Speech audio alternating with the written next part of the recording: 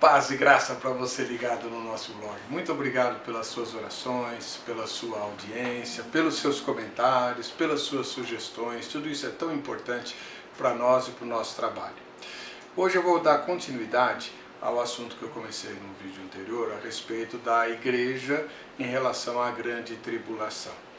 Eu, como disse, reconheço que a maioria esmagadora dos salvos entende que a igreja será arrebatada antes da grande tribulação por uma série de razões. E muitos comentários que foram publicados no blog apontam nessa direção.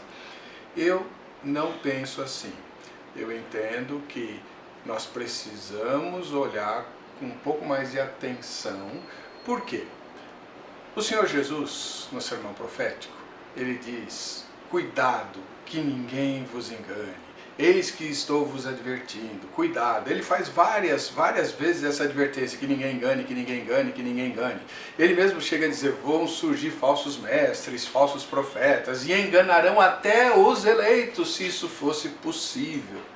O apóstolo Paulo, no texto que eu escolhi, que eu vou explorar um pouquinho mais hoje, em 2 Tessalonicenses, no 2º capítulo, a partir do versículo número 9, quando ele descreve a vinda do anticristo, ele diz assim: a vinda desse ímpio é segundo a operação de Satanás, com todo poder, e com sinais, e com prodígios mentirosos, e com toda sedução da injustiça para aqueles que perecem, porque não receberam o amor da verdade, a fim de serem salvos. O texto fala que o anticristo vai enganar. Lá em Apocalipse, capítulo 13, o apóstolo João diz que o anticristo vai enganar, porque ele vai ter o poder de Satanás, a autoridade de Satanás. O anticristo nada mais é do que uma imitação da encarnação de Satanás, assim como o Senhor Jesus é a verdadeira encarnação de Deus. Então, Satanás enganou anjos, e não foram poucos. Você já parou para pensar nisso? A capacidade do diabo de iludir, de enganar, não é pequena, é imensa. E é por isso mesmo que o Senhor Jesus disse: vocês têm que vigiar, vigiar, vigiar, estar preparados. Não só porque não sabemos a hora em que Jesus vai voltar, né? Mas principalmente para não sermos enredados com a operação do engano, que virá de maneira como nunca aconteceu antes na história da humanidade. Todo o cenário está pronto para a vinda do anticristo. Todo o cenário. O caos que está se instalando no mundo econômico, social, político, religioso, a coisa está totalmente virada a ponto de um dos principais pensadores do nosso mundo dizer que as relações humanas viraram líquido, né? Estão todas fluidas, nada tem consistência. Aquilo que é mais importante que a relação entre as pessoas que se amam não tem mais consistência. O anticristo virá para pôr ordem no caos. É isso que ele vai fazer. Daniel capítulo número 9 demonstra isso. Mas aí o que acontece? Muitos de nós, irmãos e irmãs, ficamos pensando: não, isso é para Israel. Isso vai acontecer só com os judeus.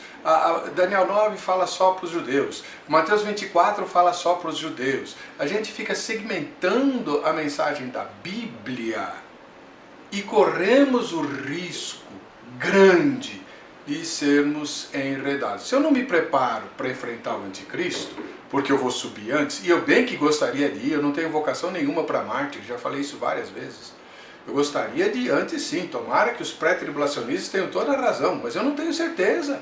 Eu olho para a Bíblia e vejo alertas para eu me precaver contra o anticristo, para enfrentá-lo e não me tornar um seguidor da besta, mas me manter como adorador do Cordeiro, apesar do preço a ser pago, assim como os nossos irmãos e irmãs pagaram um preço elevadíssimo nos primeiros séculos da era cristã.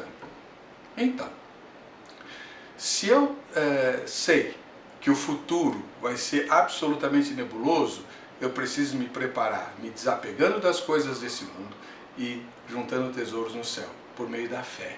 Se eu alimentar a minha fé, estruturar a minha fé na grandeza de Deus, do Deus que me salvou, Ele vai me sustentar ao longo dos embates que possivelmente eu tenha com o anticristo. E se não for a nossa geração que se deparar com o anticristo? Nós estamos preparando os nossos filhos e as nossas filhas para enfrentar o engano? Não. Nós preparamos os nossos filhos e as nossas filhas para serem bem-sucedidos e sucedidas no mundo. Não é verdade? Tá, não é errado. Porém, e a parte espiritual? Que estrutura eles e elas têm para enfrentar o poder satânico de enganar, poder que enganou anjos? Gente, se o arrebatamento vier antes, aleluia, mas e se não vier? Que nós estejamos prontos para não comprar os enganos dos falsos mestres, dos falsos profetas e principalmente do homem da iniquidade, o filho da perdição, né? E desse modo nós nos preservaremos para o momento em que Jesus vai separar os bodes das ovelhas, né? Que é na volta dele, na segunda vinda, não é no arrebatamento. Agora, também podemos entender que quando os anjos passam para recolher os eleitos dos quatro cantos da terra, seja o arrebatamento que se dá. A gente sobe para o encontro de Jesus e desce para reinar com ele, porque eu sou pré-milenista. Ou nós subimos no meio da tribulação para não termos que sofrer os castigos que Deus enviará a esse mundo. Mas que nós vamos nos haver com o anticristo? Disso eu não tenho nenhuma dúvida. Que Deus nos abençoe. Um ósculo santo.